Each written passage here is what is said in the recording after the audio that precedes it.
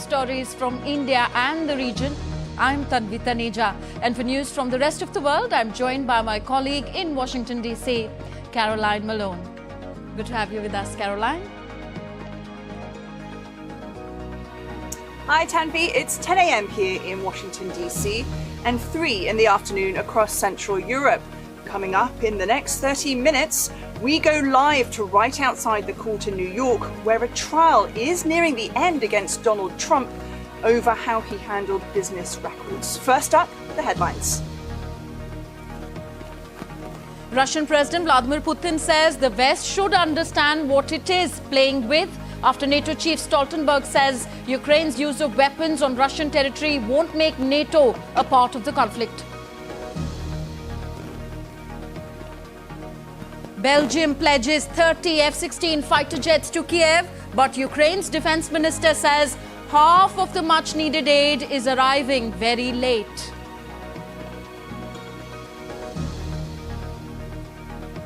Spain, Norway and Ireland formally recognize Palestine as Israeli tanks are seen in the heart of South Gaza's Rafah city.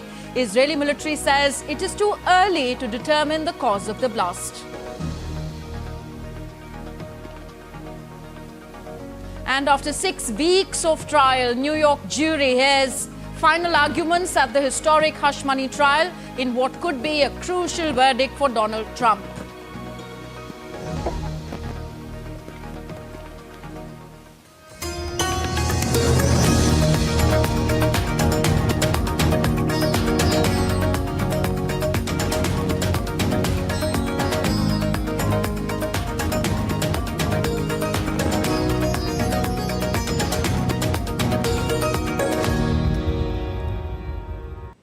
Russian President Vladimir Putin said on Tuesday that the West should understand what it is playing with when it comes to the use of Western weapons by Ukraine in Russian territory. Putin added that it was Ukraine that rejected the peace talks, but if they were ready to talk, Russia would return to the table.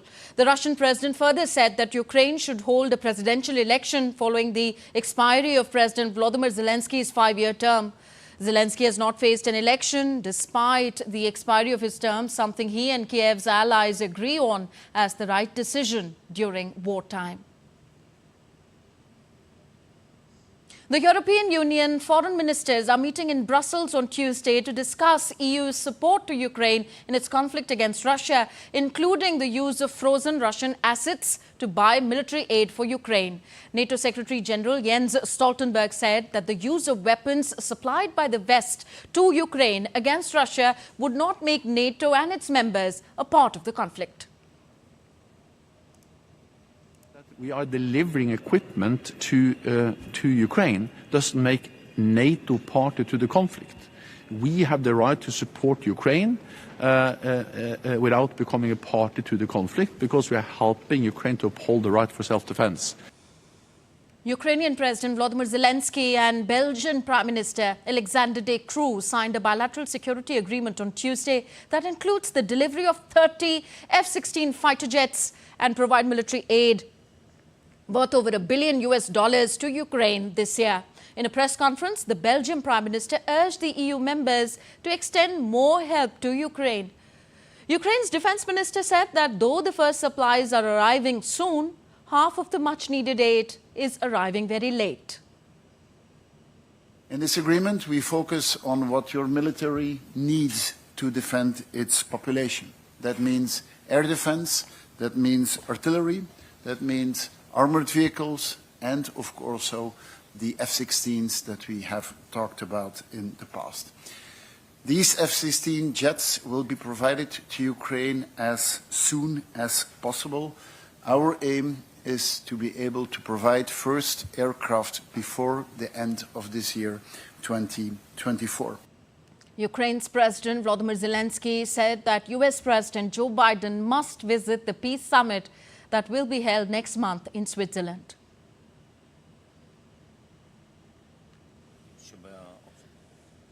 Like President Biden, to be there in person, and I know that America supports the summit, but you and I don't know at what level. I think this is not a very strong decision. I think with all due respect to you, to every person in the United States of America. They help us a lot. But now it's going to be very simple. There will be a peace summit organized by the whole world, and then there will be also be something that they will try to do in Russia. And I think President Biden is needed at the peace summit because other leaders are looking at the response of the United States of America. French President Emmanuel Macron has urged Europeans to defend themselves better against enemies and not just rely on the United States. Macron is on a 3-day visit to Germany. He called for the European Union's budget to be doubled for necessary investments after the upcoming European elections, but left the exact funding figure open. Everything that makes a more independent, more sovereign Europe. A Europe that can defend itself and stand up for itself. A Europe that can survive in the face of all threats. This is what we must build now. This is the possible Europe of peace and common security. On to the US now. After 6 weeks of trial, New York prosecutors and Donald Trump's lawyers make their closing arguments at the historic hush money trial on Tuesday. My colleague Caroline Malone is in Washington, D.C. She takes it forward from me here, gives us more on this and other stories making headlines around the world. Caroline, a lot at stake in this case for Donald Trump's presidential bid? Well, absolutely. The former US President Donald Trump, his criminal hush money trial is nearing an end now, with closing arguments already underway here on Tuesday. After 6 weeks, a panel of 12 jurors and Judge Juan Merchan will hear these closing arguments, with deliberations likely to begin on Wednesday. Well, Trump has pleaded not guilty to 34 charges of falsifying business records to cover up a hush money payment to adult film star Stormy Daniels ahead of the 2016 presidential elections. Well, DD India's Sally Patterson joins us live now from New York. Sally, thanks for joining us. So this trial, it's the beginning of the end. What are we expecting to hear and see in court?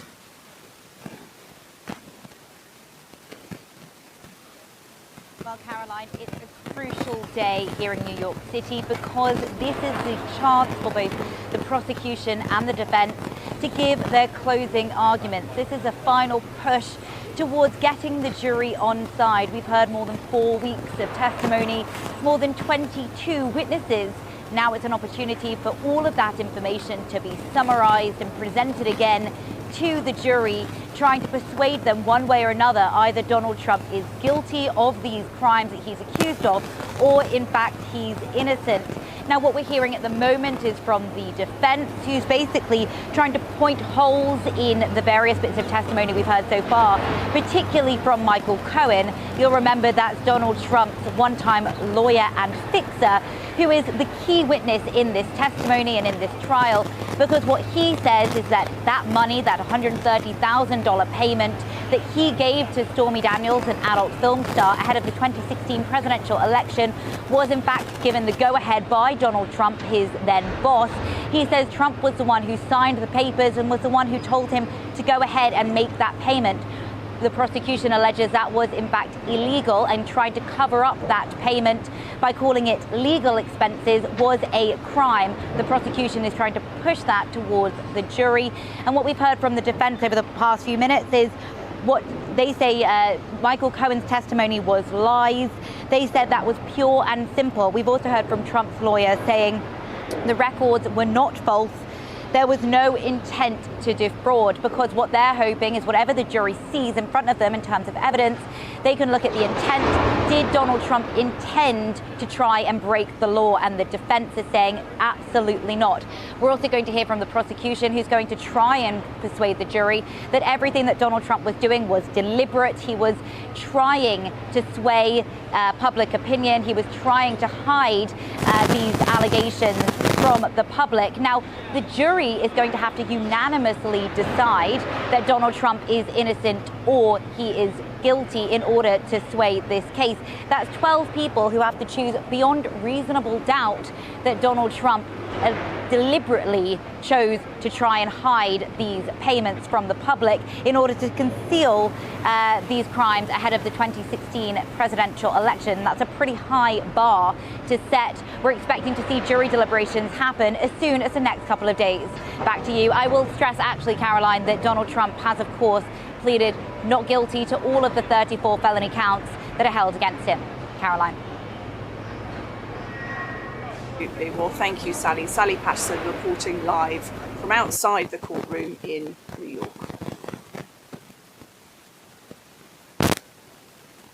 Well, the ongoing storms and tornadoes in the United States have claimed at least 21 lives across 4 different states over the Memorial Day holiday weekend here. Residents of Fort Worth and Texas woke up to the sound of hail as powerful and severe storms rolled through the state on Tuesday morning. The National Weather Service predicted the severe weather would continue in Texas and southern Oklahoma, adding that excessive rainfall could trigger flash flooding in both states into Wednesday.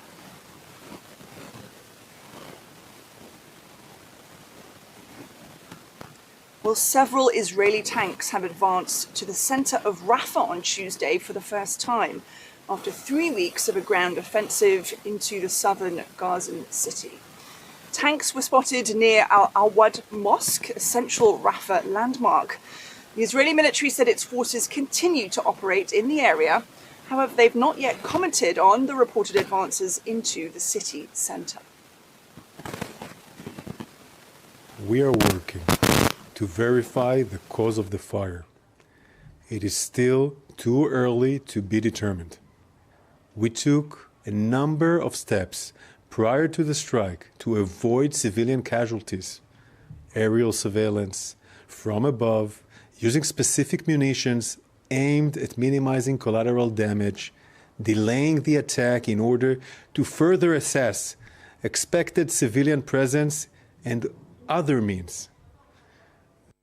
Representative there, of course, was referring to an airstrike that happened on Monday in Rafah that killed 45 people. The Israeli Prime Minister Benjamin Netanyahu has also commented, saying it was a tragic mistake and the incident will be investigated. Israel says it was targeting a Hamas compound which caused a fire in the area home to many displaced Palestinians and set many people's tents ablaze. Netanyahu has reiterated his commitment to bring back all Israeli hostages from Gaza.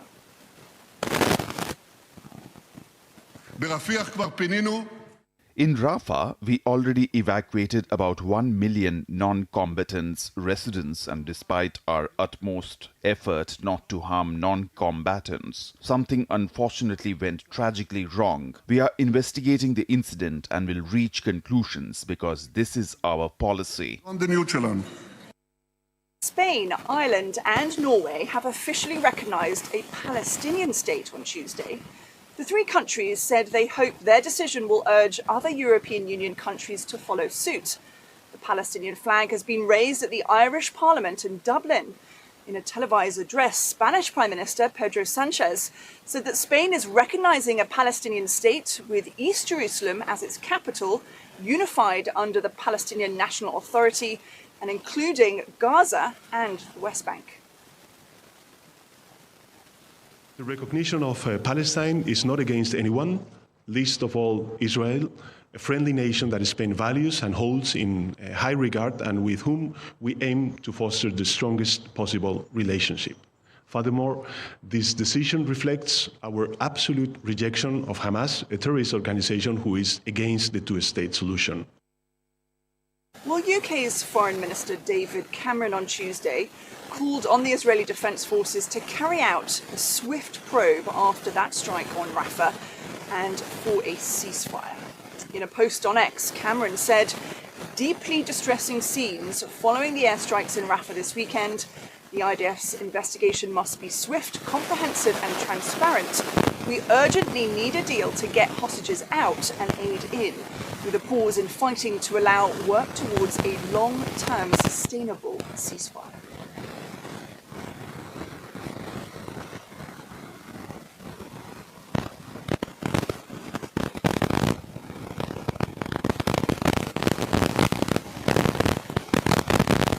Moving on to the UK election now, and the economy, as well as the health of Britain's waterways, are some of the many important areas politicians are campaigning on in the UK. Prime Minister Rishi Sunak has proposed tax cuts for millions of pensioners in his latest pledge, whereas opposition leader Keir Starmer has asked undecided voters to trust the Labour Party to safeguard the country's economy and security. DD India's Ollie Barrett reports from London. Well, Shadow Chancellor Rachel Reeves is the woman who wants to be the UK's next Chancellor of the Exchequer, the next Finance Minister for the country. And what she and the Labour Party are trying to do is position themselves as the party that people trust when it comes to business and the economy. They've been working on that for some time, and today she's been delivering a major speech on the issue, insisting that she would lead the most pro-business Treasury in the UK's history. Now, the Conservatives say that actually Labour aren't setting out enough detail to any of their economic plans, that they are very short on detail about how exactly they would run the economy. But the Labour Party insists that actually the Conservatives have put up taxes and mismanaged the economy in recent years, and indeed over the last 14 years of being in power in one form or another. The Conservatives also have an economic message on Tuesday. They've been talking up what they say is a tax cut for millions of pensioners here in Britain. And when it comes to what at times is the third party in UK politics, but not always, the Liberal Democrats, the Lib Dem leader Ed Davey is perhaps the one that has grabbed the most coverage in terms of pictures on the campaign trail in the last few hours, and that's because he has fallen into a lake while paddleboarding. He was on Lake Windermere, insisting though that there was a serious message to what he was doing there. He's been talking about sewage and untreated water being poured into UK waterways by water companies and other companies up and down Britain. He says that the UK government hasn't been holding to account companies that act in that way, and therefore there are too many waterways in the United Kingdom which simply aren't clean enough, aren't healthy enough, and aren't the types of water, bodies of water that people are able to swim and have their leisure activities in. So that's why he was on Lake Windermere, but falling into Lake Windermere possibly means he gets more coverage for that particular photo opportunity than had he stayed on that paddleboard. Ollie Barrett in London, reporting for DD India. Well, that's it from me here in Washington, D.C. Back to you in the studio, Tanvi. Thank you very much, Caroline. Caroline Malone joining us from Washington, D.C. You're watching DD India Global, still to come on the show. So we feel the poll heat from India and South Africa elections next. And it was a triple feat for Indian talent at this year's Cannes Film Festival in France. Our spotlight on the winners.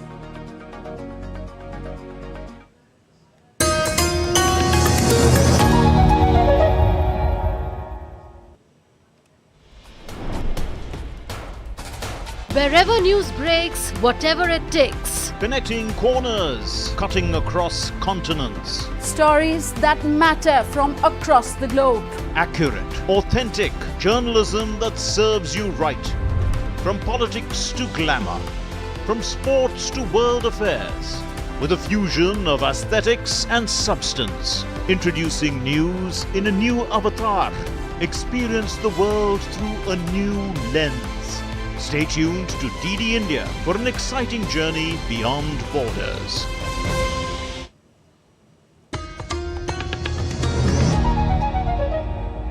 Thank you for staying with us. You're watching DD India Global. I am Tanvi Taneja. Now, in an interview given to ANI News Agency, speaking on the decision to remove Article 370, Prime Minister of India, Narendra Modi, said that a feeling of belongingness is rising among the people of Jammu and Kashmir, and therefore its direct result is visible in the election and on the tourism sector as well. ये अपने फायदे के लिए ये 370 की ऐसी एक दीवार बना के बैठे थे ताकि कोई झोंक न पाए, और कहते थे 370 हटेगी तो आग लग जाएगी, वो कहते थे 370 हटेगी तो कश्मीर चला जाएगा। आज ये सत्य हो गया कि 370 हटने के बाद ज़्यादा एकता की अनुभूति हो रही है, कश्मीर के लोगों का अपनापन ज़्यादा बढ़ रहा है और इसलिए इसका सीधा परिणाम चुनावों में भी दिखाई देता है, टूरिज्म में दिखाई दे रहा है। G20 समिट वहाँ होती है, बड़े शान से कश्मीर ने उनका स्वागत किया पूरी दुनिया का, और इसलिए ये कैसे झूठी दीवारें खड़ी कर करके देश को टुकड़ों में देखा गया, इसका ये उदाहरण है और उसको मैंने ध्वस्त किया है। So more now on the last leg of India's elections.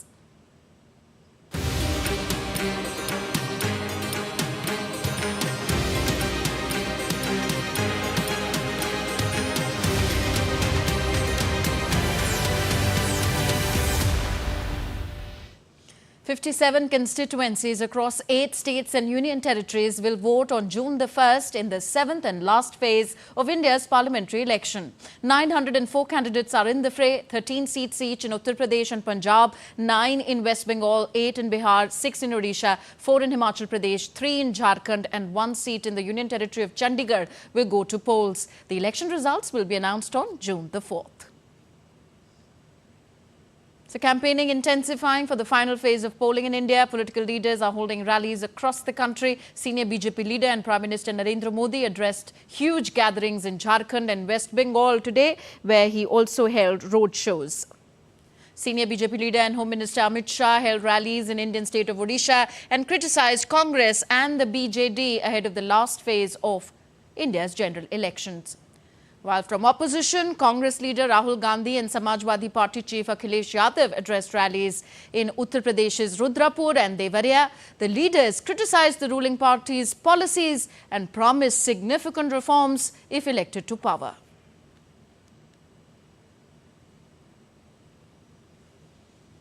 And South Africa heads to polls on Wednesday in what is being viewed as the toughest election for the ruling African National Congress Party. The ANC will need 50% of the National Assembly to maintain its parliamentary majority. Our Africa correspondent Leon Sengie gives us more. This will be South Africa's 7th democratic general election since apartheid ended in 1994. It looks set to be a tough one for the ruling party, the African National Congress. A series of opinion polls show the party risks losing its parliamentary majority and control of several provinces. The government of President Cyril Ramaphosa has struggled with irregular power cuts, dealing with rampant poverty and high unemployment and crime rates. Three main opposition parties, the Democratic Alliance, Economic Freedom Fighters and Umkhonto weSizwe, hope to capitalize on this public dissatisfaction. According to the Electoral Commission of South Africa, 27.7 million South Africans have registered to vote this year, up from 26.74 million in 2019. Several politicians of Indian descent are contesting in the elections. The final results are expected on 2nd of June. Leon Senyange in Kampala, Uganda, reporting for DD India.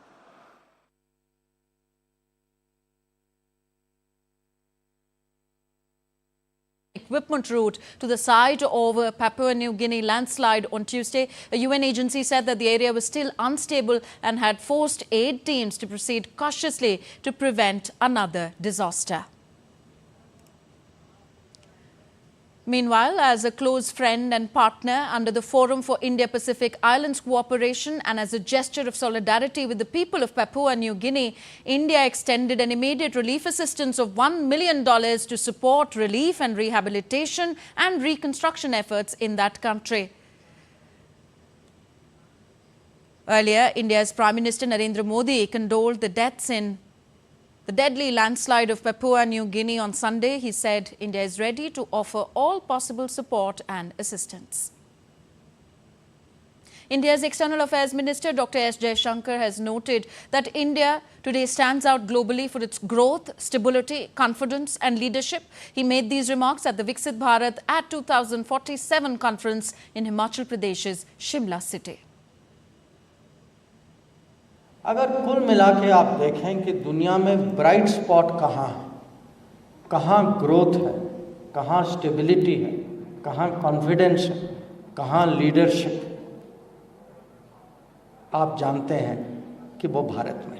हमारे बारे में 10 साल पहले बहुत सारी चीज़ें कही जाती थी और हम जैसे लोग जो देश की सेवा में बाहर जाते थे, हम लोगों को बहुत सुनना भी पड़ता था।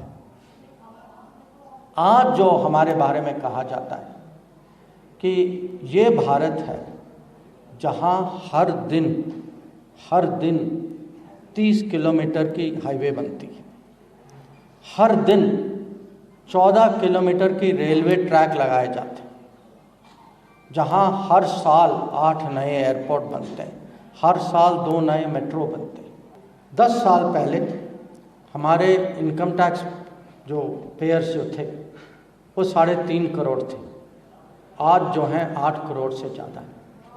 पिछले 10 साल में 6 करोड़ नए प्रोविडेंट फंड के सब्सक्राइबर्स, पिछले दशक में करीब उतने नए कॉलेजेस और यूनिवर्सिटीज़ स्थापित हुए हैं जो पिछले 70 साल में, जितना 70 साल में हुआ पिछले 10 साल में उसका हमने दुगना किया। And it was a year of achievements for India at the Cannes Film Festival this year in France. It was a triple feat for Indian talent, which included Payal Kapadia's All We Imagine as Light, Chidanand S. Nayak's Sunflowers were the first ones to know, and Anusuya Sen-Gupta's The Shameless. Well, Indian film personalities overall won 3 awards at Cannes this year. So, All We Imagine as Light won the Grand Prix. Anusuya Sen-Gupta bagged the Best Actress Award for The Shameless. And Sunflowers were the first ones to know, bagged the top prize in the Larsen F section. This was the FTII, Film and Television Institute of India's student film, which also won the honour. That's it in this edition of DD India Global. Do let us know your thoughts on the news of the day. You can connect with us on our different social media handles. And of course, you can also download our DD India mobile app.